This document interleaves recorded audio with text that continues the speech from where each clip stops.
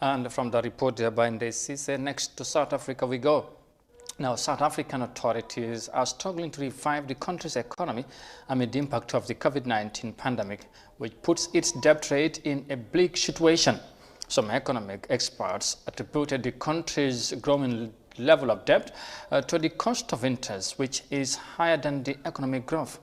Now, considering the uncertainty, others believe there is a need to involve the private sector while the government revisits its policies. And here's more of that in this report.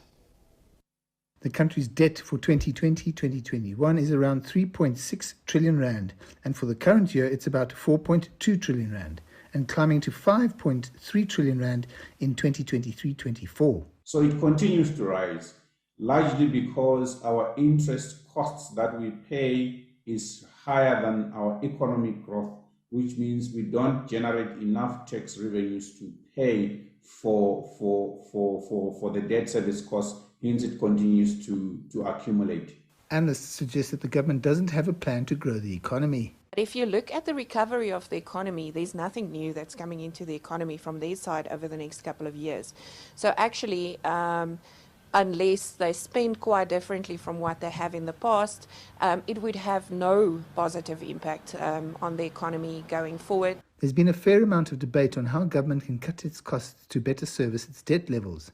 Cutting staff in health, policing and education appear to be the first place that government will look. Which means at the service level delivery point, citizens will encounter fewer service from the government, but also reduced quality because few people cannot provide the same level of quality. Economists say that the focus for investment should be shifted to the private sector. Can't rely on government to get the South African economy going again. It's just about making sure that the money is spent on the right areas.